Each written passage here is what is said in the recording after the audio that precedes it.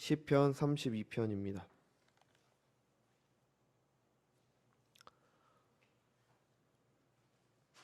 제가 봉독해 드리겠습니다. 시편 32편입니다. 허물의 사함을 받고 자신의 죄가 가려진 자는 복이 있도다. 마음에 간사함이 없고 여호와께 정죄를 당하지 아니하는 자는 복이 있도다.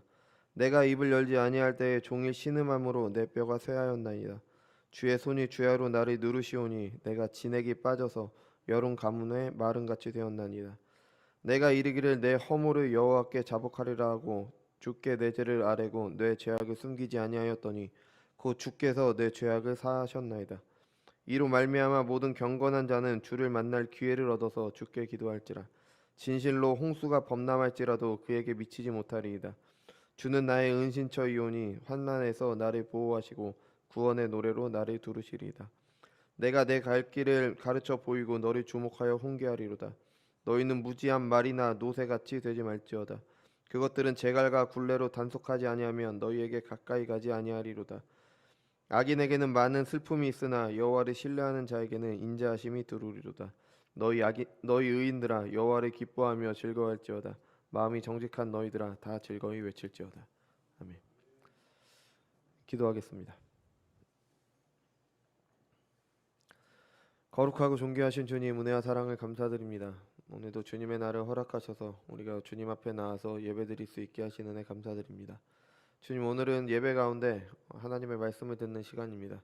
오늘은 시편 32편을 통해서 복 있는 사람에 대해서 같이 나눠보려고 합니다. 주님, 이 시간을 통해서 하나님께서 우리에게 주신 복을 누리는 삶이 어떤 것인지 더욱 깊이 묵상할 수 있도록 인도하여 주옵소서. 우리 믿음의 선진인 다윗의 가르침을 잘 받아서 우리가 그 뜻대로 그 가운데 하나님의 뜻을 알고 그 뜻대로 살아가는 저희들이 될 수 있도록 인도하여 주옵소서. 감사드리며 사랑이 많으신 예수님의 이름으로 기도드립니다. 아멘. 지난주에 이거는 아니고 잠시만요. 예. 오늘은 신년 감사 주일입니다. 그래서 매 주일이 하나님께 예배하는 게 너무나 당연한 일이죠. 그러니까 신년이라고 해서 꼭 특별한 날은 아닙니다. 그래서 매 주일에 하나님께 예배하는 게 당연한 일이고 그 가운데 하나님께서 주신 모든 것을 하나님께서 허락하신 모든 것에 감사드리는 것도 너무 당연합니다. 네, 새로운 한 해를 시작하면서 특별히 감사하며 하나님께 영광 돌리며 예배를 드리는 것도 이것도 아주 좋은 일입니다. 어떤 분들은 이렇게 말씀하실 수도 있어요. 그러니까 날짜는 사람이 만든 것이니까 새해가 됐다고 하나님께 감사드릴 이유가 뭐가 있냐? 그거 다 사람들이 만들어낸 거 아니냐? 하나님께는 하루가 천년 같고 천년이 하루 같은데 감사드릴 이유가 뭐가 있냐? 뭐 새해가 됐다고 감사드릴 이유가 뭐가 있냐? 뭐 이렇게 말씀하실 수도 있습니다. 근데 이게 일리가 있어 보이지만 이 세상의 모든 것을 하나님께서 허락하셨다는 것은 잊어버리고 하는 말입니다. 그렇죠? 창세기 1장 14절은 보면요. 하나님이 이르시되 하늘의 궁창에 광명체들이 있어 낮과 밤을 나뉘게 하고 그것들로 징조와 계절과 날과 해를 이루게 하라. 사람이 날짜를 만든 것은 달이나 해, 뭐 지구의 공전이나 자전의 규칙을 가지고 만든 거잖아요. 근데 그게 하나님께서 만드신 겁니다. 그 규칙도 하나님께서 만드신 것이고 하나님께서 허락하셔서 사람들이 발견해서 우리가 사용하는 거죠. 그래서 일주일 하루가 24시간, 뭐 일주일이 7일, 한 달이 뭐 29일, 30일, 31일이 있죠. 1년이 365일인 거 이거 다 하나님이 허락하신 겁니다. 그래서 새로운 한 해를 허락하신 하나님께 감사의 예배를 드리는 것은 이거 너무 당연하고 좋은 일이라고 할 수 있습니다. 뭐 기억하실지 모르겠지만 작년에 이제 2022년도를 시작하면서 시편 1편으로 복 있는 사람에 대해 말씀을 드렸습니다. 그래서 우리나라만 그런지 모르겠는데 뭐 전 세계가 다 그렇겠죠. 새해가 되면 가장 많이 하는 말이 새해 복 많이 받으세요라는 말입니다. 그죠? 복이라는 말을 굉장히 많이 하죠.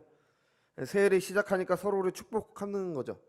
그래서 새해를 맞이하면서 이제 복에 대한 말씀을 나눴었는데 시편 1편이 말하는 복 있는 사람은 여호와의 율법을 즐거워하여 그의 율법을 묵상하는 사람이었습니다. 그래서 죄의 길을 가지 않고 하나님의 말씀을 따르는 의인의 길을 가는 사람들이 바로 복 있는 사람이었죠. 그래서 오늘도 이제 신년감사 예배이기 때문에 복에 대해서 이제 말씀드리려고 합니다. 아마 다음 주에는 33편으로 이제 이거랑 이어져서 그렇게 말씀을 드릴 것 같은데 오늘은 일단 32편을 통해서 복에 대해서 먼저 보도록 하겠습니다.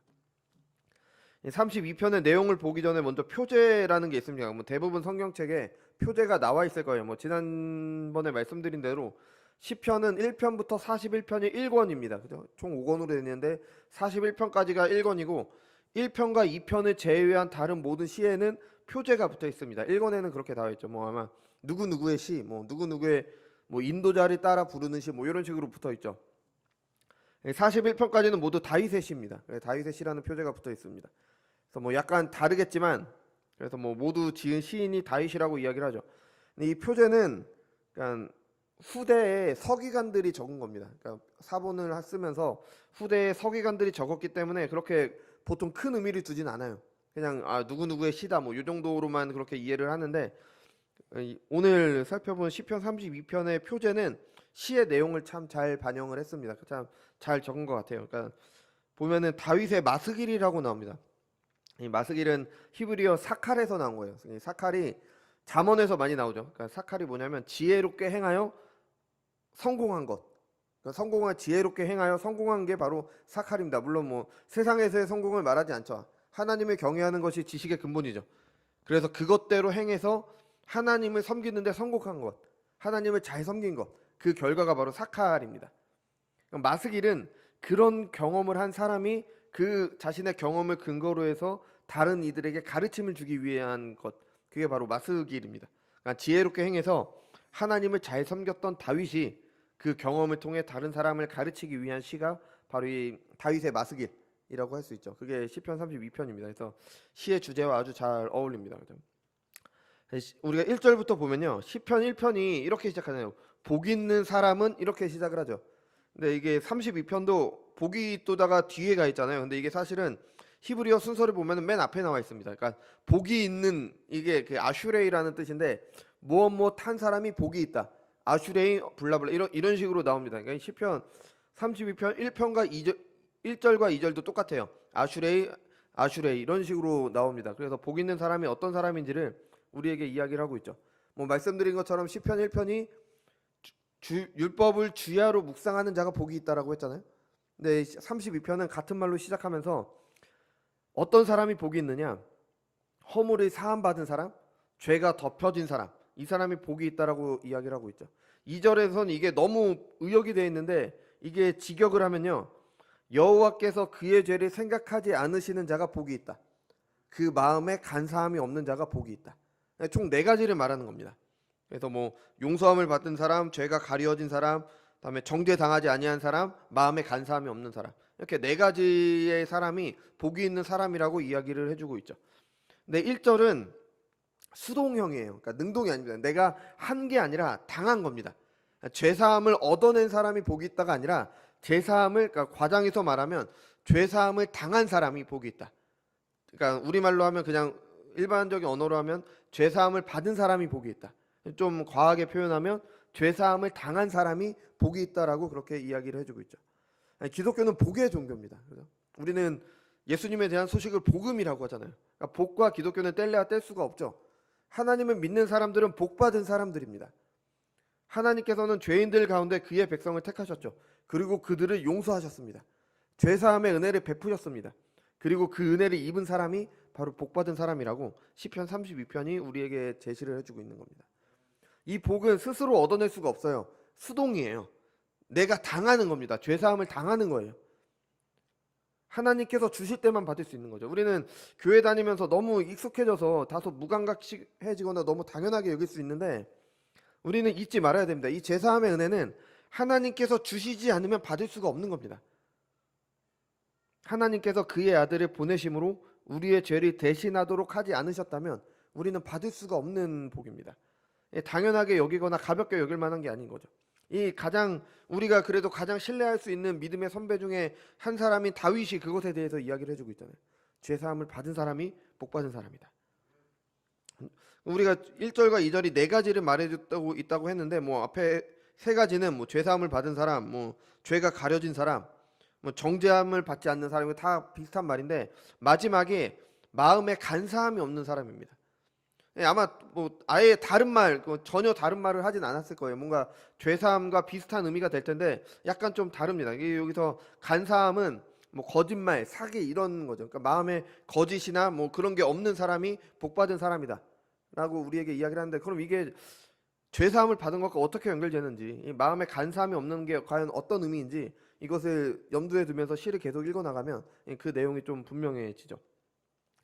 죄사함을 받은 사람이 복받은 사람이라고 말하는 시인은요, 자신의 회개의 경험을 말합니다. 그러니까 나는 이러이러한 경험을 했다. 그러니까 너희도 나의 경험을 통해서 이걸 배워라. 이런 식으로 이야기를 해주고 있는 거예요. 우리가 간증이라고 하죠. 근데 교회사는 보통 하는 간증은 내가 하나님을 잘 섬겼더니 뭐 하나님께서 나에게 못 얻으시고 뭐 보통 이런 건데, 우리 교회에서 해야 될 간증이 그런 게 아니라는 겁니다. 하나님께서 나에게 죄사함의 은혜를 베푸셨다. 하나님께서 예수님을 통해서 나에게 구원의 은혜를 베푸셨다. 내가 그것을 이렇게 경험했다. 이런 식으로 간증이 돼야 되는 거죠. 제가 간증을 저는 안 좋아합니다. 안 좋아하는 이유가 대부분 다 그런 식으로 하기 때문에. 하나님이 나를 도우셔서 내가 이렇게 내 사업이 이렇게 번창했습니다. 하나님이 나를 도우셔서 내가 이렇게 됐습니다. 이거는 뭐 그렇게 썩 바람직해 보이진 않습니다. 그래서 다윗이 어떤 얘기를 하는지 한번 보면은요. 내가 입을 열지 아니할 때 종일토록 신음함으로 내 뼈가 쇠하였다고 이야기를 합니다. 그러니까 내가 입을 열지 않았을 때는 엄청난 고통을 당한 겁니다. 그 고통이 얼마나 큰지, 그러니까 왜 그 고통을 당했냐? 주의 손이 주야로 나를 누르셨기 때문에, 주님이 나를 이렇게 쥐어짜듯이 누르셨기 때문에 내가 엄청난 고통을 당한 거예요. 그 얼마나 심했던지 진액이 다 빠져서 다 말라버린 것처럼 그렇게 고통을 당한 겁니다. 그렇게 고통을 당한 이유는 시인이 입을 열지 않았기 때문에. 시인이 입을 열지 않았을 때 이런 고통을 당했다고 이야기를 하죠. 그 의미가 무엇인지 우리가 예상이 되죠. 앞에서 죄사함을 계속 이야기를 했잖아요. 그럼 왜 시인이 입을 열지 않았다는 게 어떤 의미이고 그게 왜 고통스러운지 예상은 됩니다. 근데 5절을 보면은 분명해집니다. 내가 이르기를 내 허물을 여호와께 자복하리라 하고 주께 내 죄를 아뢰고 내 죄악을 숨기지 아니하였더니 곧 주께서 내 죄악을 사하셨나이다. 그러니까 내가 입을 열지 않았다는 것은 내 죄를 고하지 않았다는 겁니다. 우리말로 하면 회개하지 않은 겁니다. 회개하지 않았더니 내가 엄청난 고통을 당했다는 거예요. 내 뼈가 새하고 내가 주님께서 나를 짓누르셔서 진액이 다 빠져서 여름 가뭄의 마름처럼 그렇게 됐다고 이야기를 하고 있죠. 그래서 그 고통이 어마어마해서 결국에는 회개하게 되었습니다. 내가 회개하겠다 마음먹은 것도 아니고요. 하나님께서 그렇게 누르셔서 내가 너무 고통스러워서 결국에는 회개하게 되었다. 그랬더니 주께서 그 죄를 용서하셨습니다. 고통에서 벗어나게 된 거죠. 다윗이 이걸 경험을 한 겁니다. 6절에서 이야기를 합니다. 이로 말미암아 모든 경건한 자, 여기서는 경건한 자라고 번역된 히브리어는 몇 번 말씀드렸듯이 하시드라는 단어입니다. 그러니까 헤세드는 여호와의 인자하심이잖아요. 여호와의 인자하심이 무엇이냐? 계속되는 사람들의 거역에도 불구하고 하나님께서 그의 백성들과 하신 언약을 반드시 이루시는 그 언약적 신실함. 죄인들은 여전히 죄를 짓고 하나님을 거역하지만 하나님께서는 그들과 맺으신 언약을 변치 않으시고 이루시는 그 언약적 신실함이 바로 헤세드입니다. 그리고 헤세드, 그 인자하심을 입은 사람들, 그 은혜를 입은 사람들이 하시드인 겁니다. 여기서 말하는 경건한 사람들은 경건하게 사는 사람들이 아니라 죄사함의 은혜를 받은 사람들입니다. 자신들은 죄인이었지만 내가 내 죄를 하나님께 아뢰었더니 하나님께서 회개하신다는 약속의 말씀이 있었기 때문에 내가 죄를 고하고 회개함의 은혜를 받은 사람, 죄사함의 은혜를 받은 사람, 그 사람들이 바로 여기서 말하는 경건한 사람들입니다. 그 은혜를 경험한 사람들은 주를 만날 기회를 얻어서, 회개할 수 있는 기회를 얻어서 이제 주님께 회개를 하게 되는 겁니다. 그 은혜를 입었기 때문에 회개할 때 죄를 용서해 주시는 하나님, 그 인자하심을 아는 사람들은 하나님께 다시 회개를 하게 되는 겁니다. 왜냐하면 내 죄를 용서해 주실 것을 알기 때문에. 그런 사람들에게는 홍수가 범람해도 그에게 미치지 못합니다. 성경에서 물은 두 가지 의미가 있습니다. 하나는 정결함, 그러니까 우리의 죄를 씻는 정결함의 의미가 있죠. 근데 많은 물은요, 혼란을 말합니다. 그 창세기에도 보면은 땅에 경계가 없었다라고 나오잖아요. 그러니까 많은 물이 있다, 뭐 바다, 이런 표현은 혼란스러움, 혼돈, 하나님의 심판, 이것을 의미합니다. 재난, 그러니까 여기서 홍수는 재난을 말하는 거죠. 혼란 중에 있을지라도 그 죄사함의 은혜를 받은 사람들은 그 재앙이 그 사람들에게 미치지 못합니다. 하나님께서 그들의 죄를 용서해 주시기 때문에, 하나님의 언약적 신실함이 그들을 보호해 주시기 때문에, 재난 중에도 하시드, 죄사함을 입은 사람들은 안전합니다. 주께서 지키실 것이기 때문입니다. 이것이 회개하여 죄사함의 은혜를 입은 사람들이 복받은 사람인 이유입니다. 사람은 모두 죄인으로 태어납니다. 회개하기 전에는 그 누구도 그 죄에서 자유로울 수가 없습니다. 그 죄가 해결되지 않으면 비참함과 고통 가운데 살아갈 뿐입니다. 여러분, 죄는 우리를 행복하게 할 수 없습니다. 죄가 일시적으로 쾌락은 줍니다. 뭐 우리나라도 더 이상 마약 청정국이 아니라고 하잖아요. 근데 뭐 제가 마약을 해본 적이 없고 뭐 어떤 경로로 마약을 얻게 되는지 잘 모르겠지만, 저도 들은 바로는 처음에는 뭐 무료로 조금 맛보도록, 마약을 좀 해볼 수 있도록 이렇게 무료로 나눠준대요. 그러니까 왜냐면 한 번 하니까 좋으니까 한 번, 두 번 하게 돼서 나중에는 중독돼서 이게 없으면 못 사는 지경이 되는 거죠. 그때 가서 이제 가격을 올려서 이제 돈을 그 사람들이 벌어들이게 되는 거죠. 그러니까 죄가 이것과 아주 유사하죠. 그러니까 죄는 일시적인 쾌락을 주는 겁니다.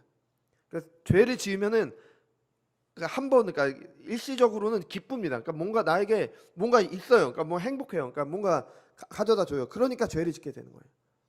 그러니까 죄를 짓고 또 짓고 또 짓다 보면 결국엔 그게 나중에는 마약에 중독된 것처럼 나에게 해악을 끼치게 되는 겁니다. 죄가 절대 나를 행복하게 할 수가 없습니다. 뭐 방탕하게 살고 음란하게 사는 것도 죄죠. 성경은 분명히 이걸 절제하라고 분명히 말하는데, 죄의 기본적인 본질은 하나님을 거역하는 겁니다. 하나님을 인정하지 않는 것. 하나님을 인정하지 않는 것이 처음에는 달콤합니다. 죄악된 나의 본성에 맞아요. 왜냐하면 내가 나의 행복을 위해서 무엇을 하든지 그게 정당화되기 때문에. 내가 이렇게 해서 내가 행복하면 되지, 하나님이 무슨 상관이 있냐, 내 맘대로 살 수 있을 것 같거든요. 하나님께서 안 계시다면 내가 내 맘대로 살 수 있을 것 같으니까. 그게 내 맘대로 사는 게 행복한 게 아닌 겁니다. 뭐 예전에 본 드라마에서 어느 가정이 있는데 아들 둘에 남편의 부인이 있는 이런 네 가정입니다. 근데 부인이 어느 날 여행을 가게 됐어요. 그러니까 남자 셋이 남게 된 거죠. 남자 셋이 남으니까 정말 자유롭게 지냅니다. 뭐 먹은 거 치우지도 않고 이렇게 널브러 틀어놓고, 옷도 막 아무데나 널브러 틀어놓고, 가관이죠. 평소에 어머니가 있다면 못하죠. 어머니가 옆에서 계속 잔소리를 하니까, 치워라 계속 그렇게 하니까 못하는데 그냥 자유롭게 했습니다. 근데 편하고 좋잖아요. 일시적으로 편하고 좋잖아요. 근데 그게 좋은 게 아닙니다. 그렇게 살 수는 없잖아요. 먹은 거 안 치우고 그렇게 살 수는 없는 거잖아요. 이게 적절한 비유가 될 수 있을지 모르겠지만, 하나님을 거역하고 내 마음대로 사는 게 이와 유사한 겁니다. 자유로울 것 같죠. 내 마음대로 하는 것이 나에게 가장 행복할 것 같습니다. 그런데 아니라는 겁니다. 죄의 결과, 하나님을 거역하고 내 마음대로 사는 것의 결과가 무엇입니까? 죄의 삭은 사망입니다. 죽음입니다. 예레미야 2장 19절. 내 악이 너를 징계하겠고 내 반역이 너를 책망할 것이라. 그런즉 내 하나님 여호와를 버림과 내 속에 나를 경외함이 없는 것이 악이요 고통인 줄 알라. 주 만군의 여호와의 말씀입니다. 네가 지은 너의 죄가 너를 징계할 거다. 너의 죄가 너를 심판할 것이다. 하나님의 말씀인 겁니다. 잠언 6장 27절입니다. 사람이 불을 품에 품고서야 어찌 그의 옷이 타지 아니하겠으며 사람이 숯불을 밟고서야 어찌 그의 발이 되지 아니하겠느냐. 이게 죄를 가지고 사는 사람이에요. 불을 품으면 옷이 타잖아요. 숯에 불이 붙었는데 그것을 발로 밟으면은 당연히 발도 데입니다. 너무 당연하잖아요. 죄인들의 죄의 결과 형벌을 받게 되는 게 너무 당연하다는 겁니다. 그런데도 사람들은 죄를 사랑합니다. 죄가 일시적으로 주는 즐거움 때문에. 그래서 회개를 하지 않는 거죠. 그러다 결국 고통 가운데 살아가게 되는 겁니다. 또 모든 사람은 반드시 죽게 되어 있습니다. 여러분, 우리는 뭐 슬프게 들리실 수도 있겠지만 우리는 다 죽습니다. 언제 죽을지 모르지만, 하나님만이 아시지만 우리는 다 죽습니다. 그리고 나서 죽음 이후에는 우리에게 최후의 심판이 있습니다. 그러니까 하루하루를 살아가면 나는 하루만큼 죽음에 다가간 거죠. 하루만큼 마지막 심판의 날에 다가간 겁니다. 하나님을 믿지 않는 사람들이 그것을 받아들이지 않는다고 해서, 우리가 없을 거야 라고 생각한다고 해서 그날이 안 오는 게 아닙니다. 정해진 것은 반드시 옵니다. 사람들은 그것을 부인하면서도 막연하게 두려움을 갖고 있죠. 그래서 우리가 죽음이 두려운 겁니다.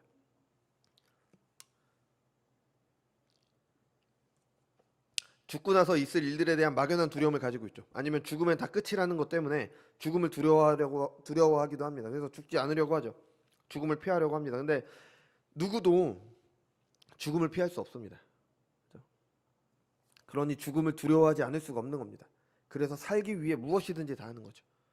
이런 죄인들에게는 참된 안식이 있을 수 없는 겁니다. 근데 회개한 사람들은 바로 이것에서 벗어나는 겁니다. 참된 안식이 없는 죄의 길에서 벗어나 참된 안식을 주는 은혜를 입게 되는 겁니다.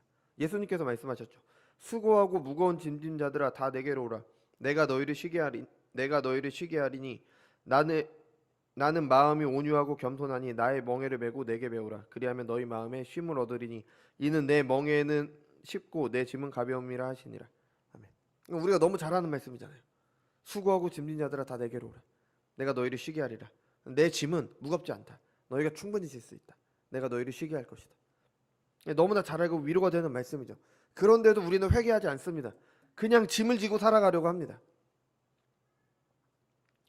회개하여 죄사함의 은혜를 입은 사람들은 이 모든 고난에서 벗어나게 되는 거죠. 회개하지 않고 그것을 끌어안고 있을 때 다윗이 말한 것처럼 그 고통이 너무 커서 진액이 다 말라버린 것처럼 돼버립니다. 그런데도 사람들은 회개하지 않죠. 이게 하나님께서 여러 가지 회개하라는 사인을 주시는 대로 여전히 그것을 거절합니다. 이런 것에 대한 회개 이런 것에 대한 전혀 생각이 없죠. 왜냐하면 내 상태를 돌아보지 않습니다. 내가 어떤 비참함에 있는지, 어떤 고난 중에서 왜 이런 고통들이 나에게 있는지 돌아보지 않습니다. 끊임없이 하나님을 거역하는 내 모습을 보지 않습니다. 오히려 세상에 더 관심을 둡니다. 세상의 근심들이 그 모든 생각들을 막는 거죠.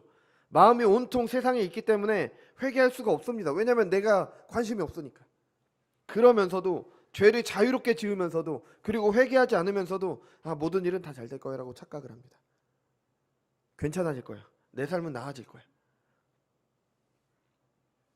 삶의 조건들이 나아진다고 내 삶이 나아지지가 않습니다. 내가 괜찮아지는 게 아닙니다. 내가 좋은 대학에 간다? 내 삶이 내가 괜찮은 사람이 되는 게 아닙니다. 내가 좋은 직장을 잡고 좋은 사람과 결혼을 해서 좋은 집에서 좋은 차를 끌고 사회적으로 성공하고 부를 얻고 사람들이 나를 알아보고 그런다고 해서 내가 괜찮아지는 게 아닙니다. 죄사함의 은혜를 받아서 거듭나야지 그게 괜찮아지는 겁니다. 그런데 회개하지 않고 이것들을 거절합니다. 그러니까 하나님을 섬기는 것이 멍해가 되고 쓸모없는 것이 되고 아무런 유익이 없는 것이 되게 되는 거죠. 성경은 분명히 증언합니다. 육체의 연단은 약간의 유익이 있으나 경건은 범사에 유익하니 금생과 내상의 약속이 있느니라. 아멘. 잠언이 말하는 지혜를 얻었을 때 주는 모든 것들이 바로 회개하여 죄사함을 받은 사람들, 그 뜻대로 사는 사람들에게 허락되는 겁니다. 근데 사람들은 무시하죠. 어떤 분들은 알면서도 뒤로 미뤄요. 게으름이죠. 잠언에서 계속 게으른 사람들에 대해서 경고하잖아요. 이겁니다. 이거. 세상 일에는 누구보다 부지런한 사람도 영적인 일, 하나님께 회개하는 일, 죄사함의 은혜를 받는 일에는 게으를 수가 있습니다. 아직까지는 괜찮다. 조금 더 뒤에, 조금 더 나이가 들어서, 조금 더 세상에서 할 것 좀 하다가. 보통 젊은 친구들이 많이 그러죠.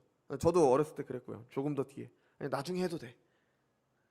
그래서 우리나라 교회에 점점 나이 드신 분들이 점점 더 많이, 이게 우리나라뿐 아니라 세계적으로 그러잖아요. 점점점 나이 드신 분들이 많아지는 이유가 아마 이런 이유도 있을 겁니다. 그죠? 죄의 문제가 얼마나 시급하고 중대한 것인지 모르고 계속 뒤로 미루는 나태함, 죄를 가볍게 보는 것들이 하나님의 사인을 받고도 회개하지 않는 사람들의 모습인 겁니다.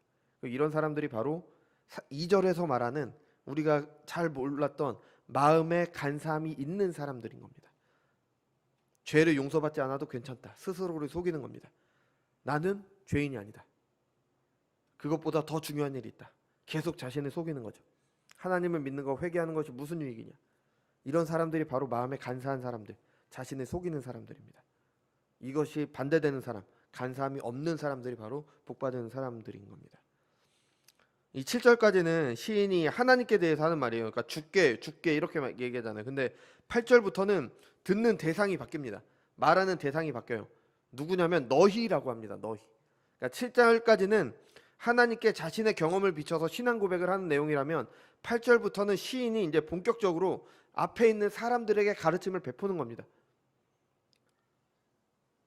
8절에서 보면은 그게 분명하죠. 내가 내 갈 길을 보이고 너를 주목하여 훈계하리로다. 그러니까 내가 너에게 이제 가르침을 베풀 것이다. 여기서 나오는 가르쳐 보인다, 요 말이 바로 마스길과 같은 단어인 겁니다. 다일의 마스길이 참 잘 지은 표제이죠. 청중들에게 이제 지혜를 주겠다고 선언을 합니다. 우리는 그 지혜가 무엇인지 추측을 할 수가 있죠. 위에 내용이 있었잖아요. 회개하는 게 바로 지혜인 겁니다. 그죠? 회개하고 죄사함을 받으라는 거죠. 이것을 9절에서는 이렇게 가르칩니다. 말이나 노새와 같이 되지 말라. 말이나 노새처럼 되면 안 되는 이유가 앞에 나오죠. 무지하기 때문입니다. 깨닫지 못합니다. 제갈과 굴레가 없으면 가까이 오지 않습니다. 무언가 행하지 않아요. 제갈과 굴레가 없으면은 아무것도 하지 않고 그냥 가만히 있는 게 말과 노새입니다. 그들은 깨닫지 못하고 무지한 거죠. 이 노새와 말이 바로 3절에서 4절에서 말한 회개하지 않았을 때 시인의 상태인 겁니다. 마음이 간사한 사람들, 하나님께서 손으로 이렇게 누르시는데도 회개하지 않으려고 자신은 괜찮다, 죄 없다 속이는 사람들, 이게 바로 말이나 노새와 같은 사람들인 겁니다. 잠언 30장 12절입니다. 스스로 깨끗한 자로 여기면서도 자기의 더러운 것을 찢지 아니하는 무리가 있느니라. 이런 사람들이 말과 노새와 같은 사람들인 겁니다. 민수기에 이런 사람이 나오죠. 그러니까 이스라엘이 가나안으로 이제 갈 때 모압을 지나야 됐습니다. 근데 모압 왕이 당시에 발락이었습니다. 발락이 이스라엘이 두려워해서 당시에 좀 점술가 정도 되겠죠. 그럼 발람을 찾아가서, 이름 비슷해요. 발락이 발람을 찾아갔습니다. 그 사람을 찾아가서 이제 이스라엘을 저주해 달라고 부탁을 하죠. 근데 발람이 처음에는 이것을 거절을 해요. 왜냐하면 하나님께서 이스라엘이 하나님의 백성임을 알려주셨기 때문에 발람이 거절을 합니다. 근데 발락이 많은 것을 약속해요. 뭐 재물도 주고 명예와 지위를 약속하니까 나중에는 이제 따라가게 됩니다. 따라가게 될 때 이제 나귀를 타고 가는데 좁은 길을 지나야 되는데 나귀가 갑자기 멈춰서 가지 않는 겁니다. 발락은 당연히 움직이지 않으니까 채찍질했죠. 갑자기 길에서 벗어나 밭으로 들어가는 거예요. 발람이 나귀를 돌이켜서 계속 채찍질을 했습니다. 3번 정도 했어요. 아니면 이번에는 나귀가 그랬더니 이렇게 길이 좁은 길이 있으면 양옆에 담이 있었어요. 담으로 지나면서 나귀가 담에 바짝 붙어서 이제 나귀를 타면은 발이 이렇게 내려오잖아요. 그러니까 요 발을 담에다가 이렇게 짓이겼습니다. 그럼 발람이 얼마나 아팠겠어요. 그러니까 당연히 이번에는 지팡이를 들고 나귀를 때렸습니다. 아프니까 그렇게 했죠. 도무지 이해할 수 없는 일이죠. 여태까지는 한 번도 그런 일이 없었던 나귀였으니까. 하나님께서 발람의 눈을 여셨을 때 그 발람이 가던 그 좁은 길을 막고 있던 여호와의 사자가 손에 칼을 들고 서 있는 걸 보게 됐습니다. 그러니까 그 나귀는 그 여호와의 사자 때문에 좁은 길을 못 가고 있었던 거예요. 하나님이 발람에게 말씀하셨습니다. 너는 어찌하여 내 나귀를 이같이 3번 때렸느냐? 보라, 내 앞에서 내 길이 사악함으로 내가 너를 막으려고 나왔더니 나귀가 나를 보고 이같이 3번 돌이켜 내 앞에서 피하였느니라. 나귀가 만일 돌이켜 나를 피하지 아니하였더라면 내가 벌써 너를 죽이고 나귀는 살렸으리라. 그러니까 나귀는 주인이 살린 거죠. 발람은 그걸 몰랐습니다. 그러니까 나귀를 때린 거죠. 그러니까 무지하고 어리석죠. 보질 못하니까. 회개하지 않은 사람이 바로 이 발람과 같은 겁니다. 하나님께서 회개하라고 하시는데 보질 못하는 겁니다. 그러니까 그 회개하라는 은혜의 말씀, 우리에게 생명을 주시는 그 말씀을 듣고도 안 가는 겁니다. 나귀가 가면 안 된다고 이제 계속 사인을 주는데도 모릅니다. 회개해야 한다고 하나님께서 알려주셔도 모르는 겁니다. 여러분, 우리는 어떻습니까? 하나님께서 여러분에게 회개하라고 하시는 것을 여러분은 느끼고 계십니까?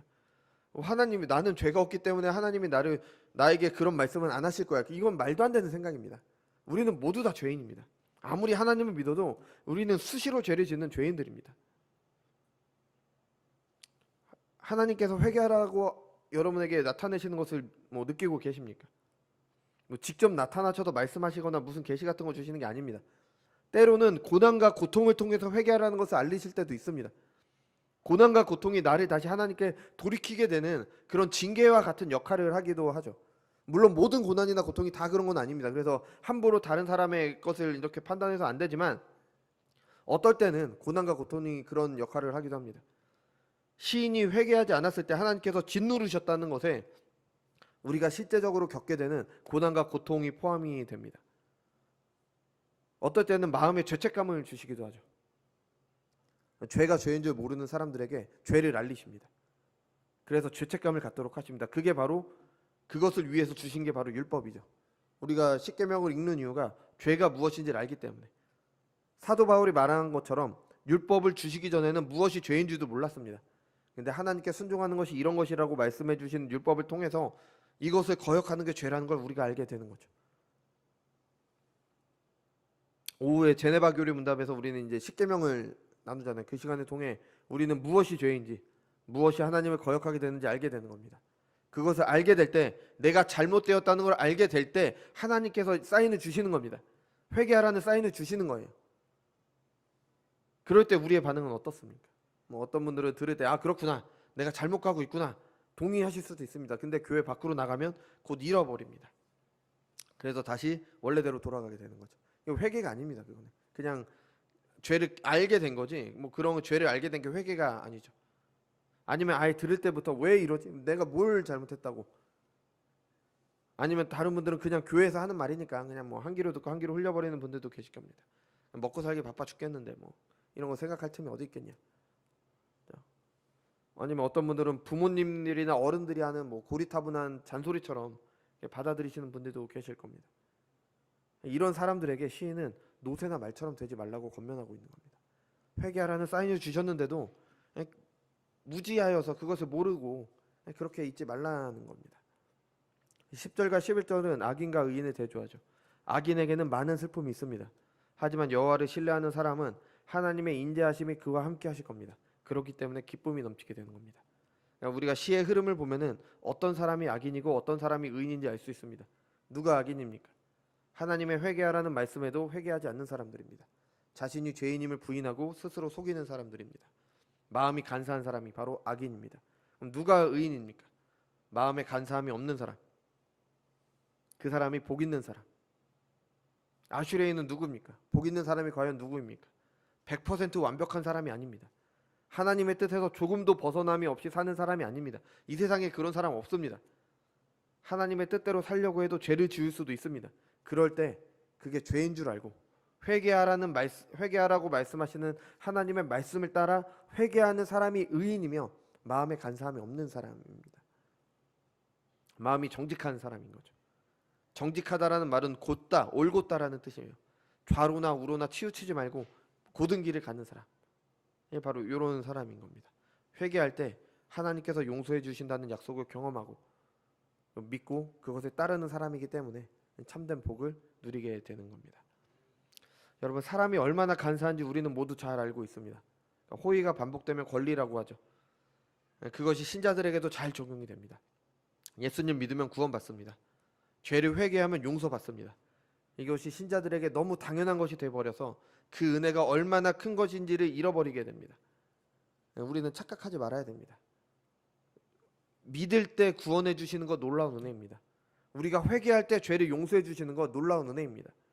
내가 믿을 때 자동으로 구원받는 게 아니라 죄를 회개하면 자동으로 용서함을 받는 게 아닙니다. 물론 믿게 되는 것, 회개하게 되는 것 모두 다 하나님의 은혜죠.